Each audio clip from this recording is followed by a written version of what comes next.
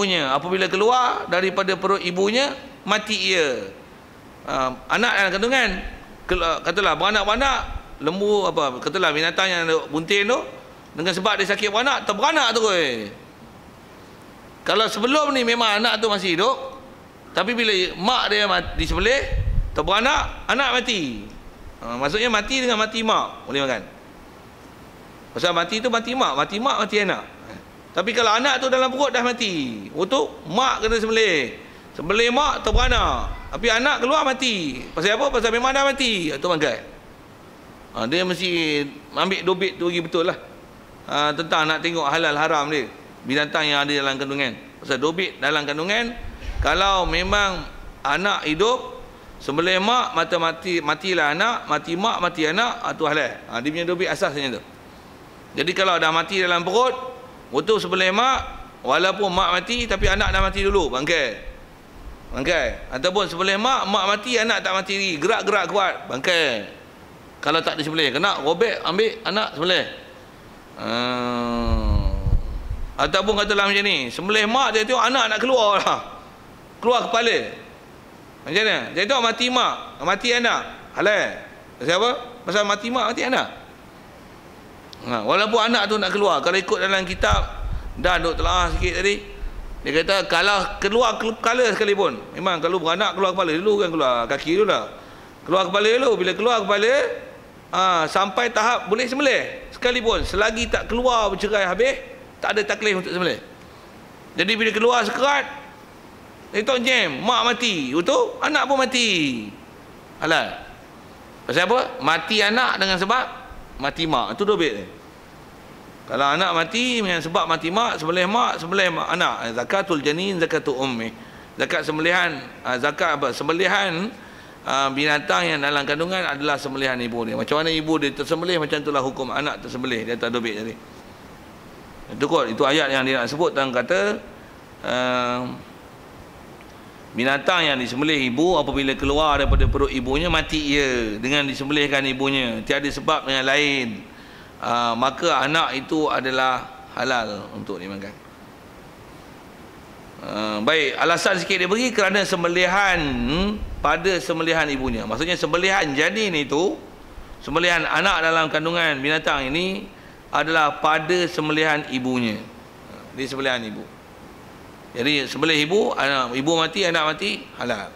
Dia punya dobit besar situ, dobit besar dia. Apa lagi nak sebut itu?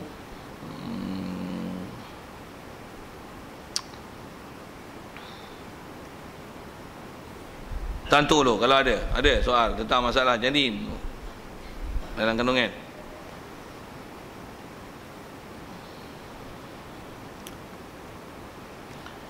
Sikit kalau tambah tu, yang boleh dimakan ni, yang dalam kandungan ni adalah jika kandungan itu dah berupa daging. Istilah Arabnya dia panggil mudghah. Kan kejadian, fakta kejadian janin dalam kandungan ni, dia mula-mula nutfah, lepas tu alaqah, lepas tu mudghah, lepas tu barulah akan dirupa dengan bentuk, lepas tu dengan tiup roh dan sebagainya. Kejadian semua unsur haiwan proses dia sama macam ni. Jadi daripada nutfah, lepas tu alaqah, lepas tu mudghah. Jadi yang boleh dimakan jika kandungan itu dah berupa mudghah, tu istilah Arabnya. Kalau terjemah mudghah ni apa? Daging. Jadi kalau dah memang berupa daging, apatah lagi dah berupa anak lembu, boleh makan. Tapi kalau kata memang ada dalam rahim dia, tapi baru dalam proses darah, ketul darah, dia tak boleh makan pasal dia ialah darah. Dia memang ada istilahnya benih, pembenihan dah berlaku, dah ada persenyawaan, dia nak membentuk zygot macam tu kot bahasa dia kan. Tapi masih dalam bentuk darah. Kalau tak bentuk darah betul-betul darah pun, dia dah ada macam warna apa, merah jambu bercampur dengan putih, ataupun dia ada istilah berbelang-belang, ada yang dah jadi unsur daging, dah ada unsur darah. Katalah dia masih dalam bentuk macam tu, dari segi hukum asal masih darah. Dia yang boleh memang dia dah berupa daging, sama ada ketul seketul daging ataupun dah membentuk rupa binatang. Bila merupa bentuk binatang, maksudnya dia bukan darah. Dia bukan darah. Jadi kalau bukan darah, dia hukum janin, boleh dimakan. Lalu tak lalu lain hal. Sebab kita nak cerita dobit takat mana yang kandungan boleh dia makan.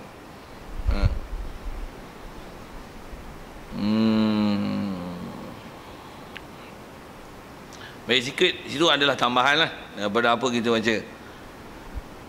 Baik, kemudian maka jikalau keluar ia anak tadi lagi pula hidup. Okey. Yang ni sembelih mak, dia tu mak dia terberanak keluar anak. Anak hidup. Okey, anak hidup macam ni. Tadi anak mati kan, dengan macam tadi punya hal. Ni anak hidup. Padanya pada anak ni tafsil, ada huraian.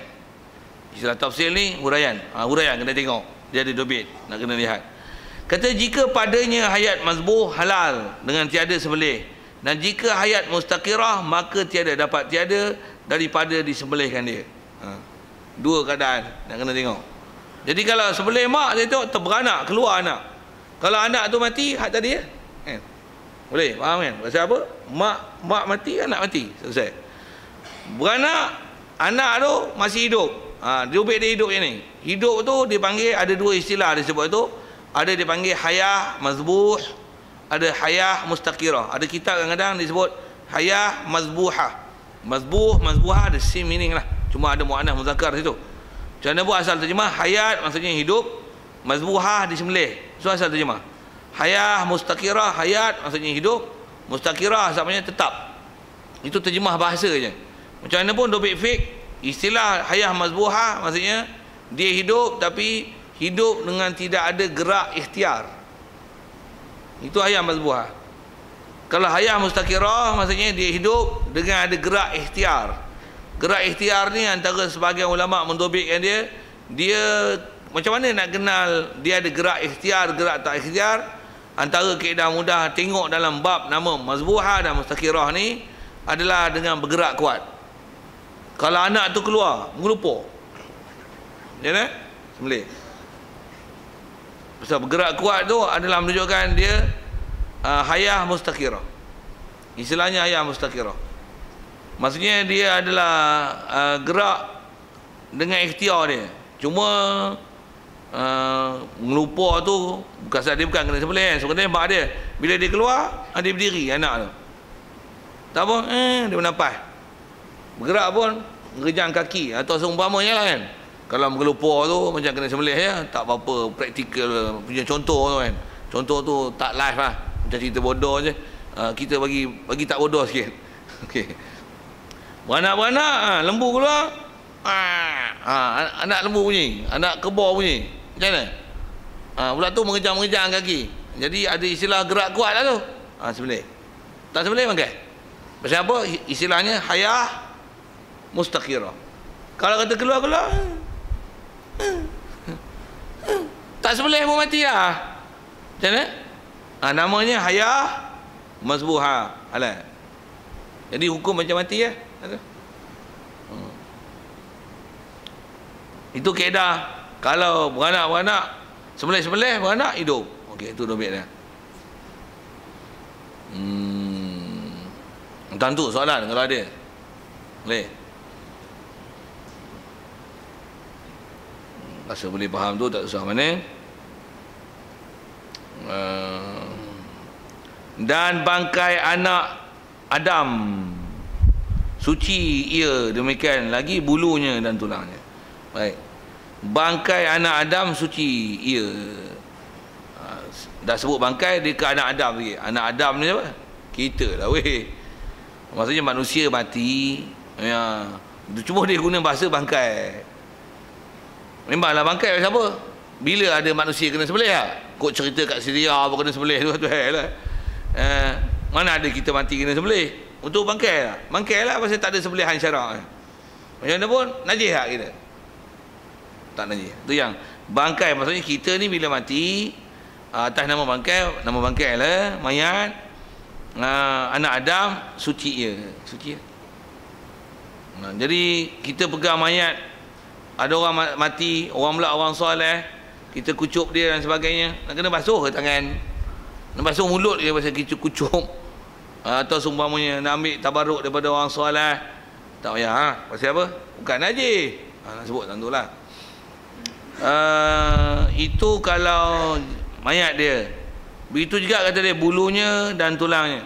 Pasal apa nak sebut bulu dan tulang? Termasuk tu dagingnya. Ya, dia bukan istilah bangkai. Jadi dia tak hukum bangkai, dia hukum suci. Kes ni nak sebut macam mana? Baik.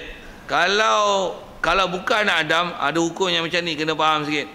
Binatang yang kalau kita boleh makan daging, kalau ada juzuk dia yang tertanggal, dan juzuk dia tu ialah jenis bulu, sama ada bulu pelepah, bulu halus, bulu rambut. Kalau jenis bulu, macam landak, ada duri landak. Bulu duri landak tu adalah menepati bulu. Landak kita boleh makan. Kalau masa dia hidup tertanggal bulu dia, duri dia. Kalau ayam, bulu pelepah dia. Tapi syarat mesti binatang yang kalau kita masa dia hidup dan kalau kita sembelih boleh dimakan. Binatang yang boleh dimakan dagingnya. Apa bulu dia yang dicabut masa dia hidup, dia adalah suci. Dia adalah suci. Kalau dia mati jadi bangkai, dia bangkai, semua bangkai lah. Tulang apa-apa semua bangkai. Itu kita sebut bangkai tadi tu. Bangkai. Jadi yang boleh ambil pendapat hanya kulit dia, itu pun dikira sama. Tapi kalau dia masih hidup, itu yang bulu ayam Belanda kita cabut, bulu dia tu boleh ambil untuk manfaat. Nak buat ekor panah ke apa kan, nak buat pen ke, buat zaman dulu buat action, perhiasan atas meja kau punya pasal lah tu. Pasal apa? Dia lah benda suci, tak ada masalah. Tapi kalau kata mampu bangkai, landak ke, duri landak ke apa, bangkai nama bangkai lah. Bangkai. Jadi asal nak sebut ialah binatang yang kalau boleh dimakan masih hidup, kita cabut, dia adalah suci. Itu pun yang suci yang mana? Bulu, bulu pelepah, bulu macam bulu kambing, biri, pasal memang ambil masih hidup. Biri memang boleh dimakan, dia lah halal. Maksudnya suci. Bulu tu adalah suci, bukan hukum bangkai. Dan yang halal ni apa? Yang suci ni semua jenis bulu-bulu lah. Sama ada bulu pelepah, bulu halus, bulu arnab, apa lagi, termasuk dalam tu duri landak. Tapi kalau macam ni, lembu besar nak sembelih seekor tak habis, potong peha sebelah. Tak buat sup ekor, potong sup ekornya potong. Tapi lembunya tak disembelih, ekor yang tanggal tu halal. Pasal apa tak halal? Bulu halal. Tu bulu bulu suci. Tapi kalau ekor, daging macam mana? Bangkai. Okey, siap. Rasa boleh faham tu? Itu binatang boleh dimakan. Binatang tak boleh dimakan, memang binatang tu sembelih pun dia bangkai, kalau tak sembelih pun dia bangkai. Apa-apa juzuk yang tercerai daripada dia adalah najis. Sama ada bulu ataupun daging. Macam kucing boleh makan? Tak boleh. Untuk bulu kucing adalah najis, jangan tak tahu. Satu bela kucing banyak-banyak, bersepah bulu apa, semayang tersejadah tak pakai, semayang tak kapek, ada bulu kucing, out.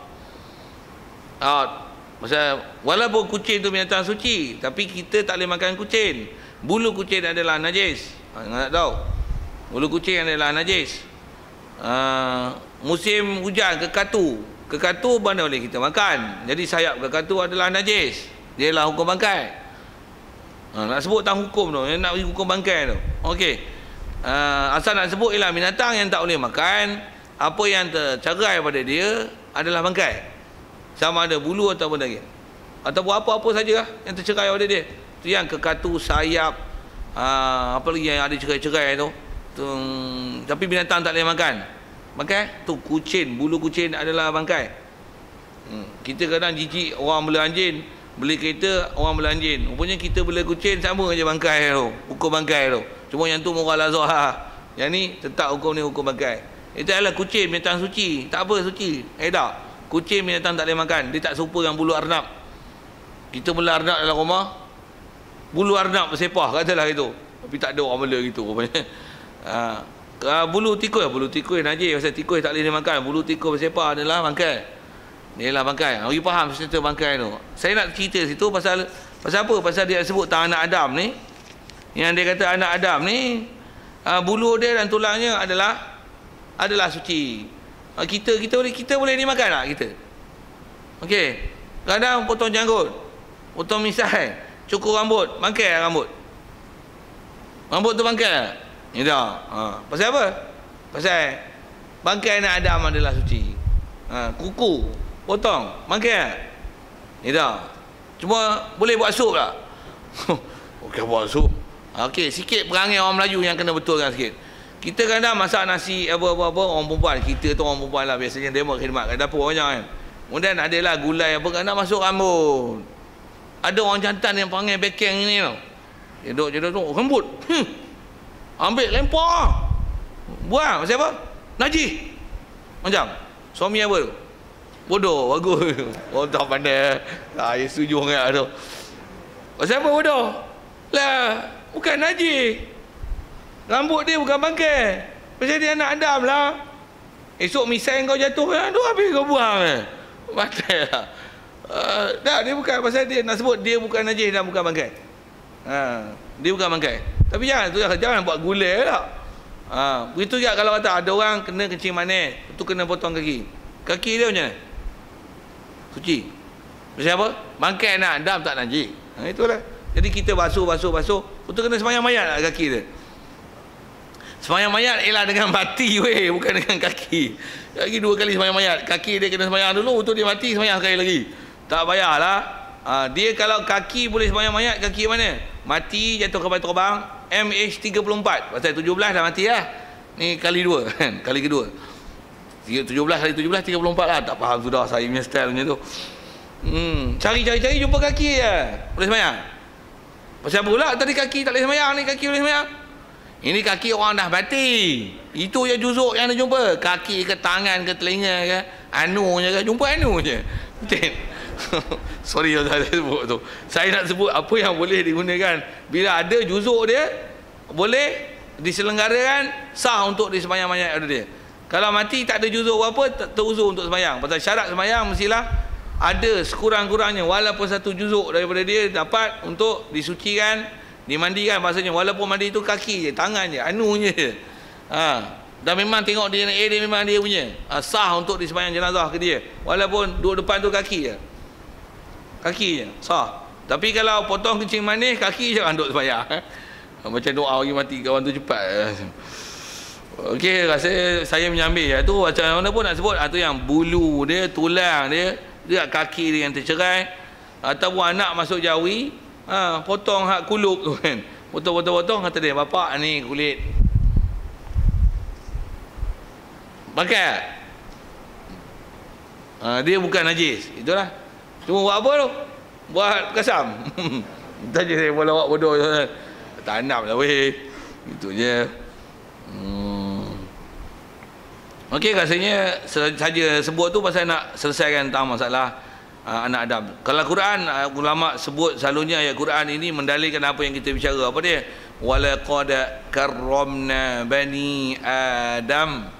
Sesungguhnya kata Allah Taala, kami muliakan Bani Adam. Antara kemuliaan anak Adam ni apa dia? Dia mati walaupun bukan disembelih, dia tak jadi. Dan walaupun bahasa bangkai, dia tak najis.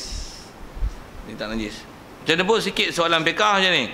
Dah tak najis, kita sembahyang, tanggung anak gendong belakang. Anak meninggal, sayang, betul? Nak sembahyang, anak atas gendongan. Sah sembahyang? Tak sah. Pasal apa? Ada benda dalam perut dia najis. Tu yang tak boleh. Macam mana pun dia tak jadi hukum najis. Dia tu tak najis, tapi apa yang dalam perut dia tu najis. Boleh faham saya sebut apa? Macam kita sembelih ayam, bangkai ayam. Tak binatang sembelih kan. Untuk ayam tu kita basuh elok-elok tengkuk dia, betul? Gantung kat belakang. Buat apa? Saja nak sebut masalah fiqah kan. Kita sembahyang bawa ayam yang telah dibasuh, tengkuk dia dan punggung dia dan kaki dia. Basuh bersih-bersih, tapi dalam perut dia tak buat keluar lah. Boleh sembahyang? Pasal apa?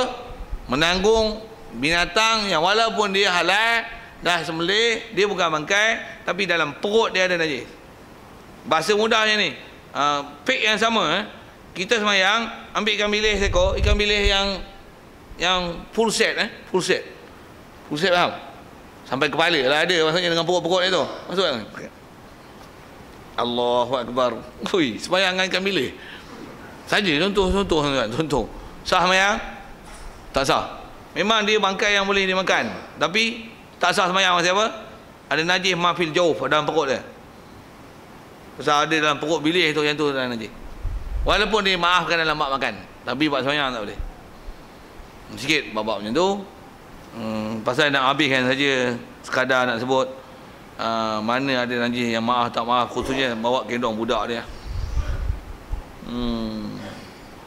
Wallahualam, kita sambung nanti paslon. Ini suatu pasal pada menyatakan barang yang haram istimal daripada bejana dan barang yang tiada haram. InsyaAllah kita belajar nanti bab bekas apa kita boleh pakai, bekas apa tak boleh pakai. InsyaAllah kita sambung bab tu. Begitu juga berkaitan dengan emas perak nanti, ada berkaitan dengan seumpama itu. Wallahualam, yang baik pada Allah Ta'ala. Silap salah kesawasi tak sedap dengar tu adalah daripada silapan keiman saya. Mudah-mudahan apa kita belajar tu bermanfaat ke kita dan menyebabkan tambah takwa kita ke Allah Ta'ala, insyaAllah. Ada pun soal kalau ada yang tak akhir, kalau tak ada kita tangguh, insyaAllah. Soal.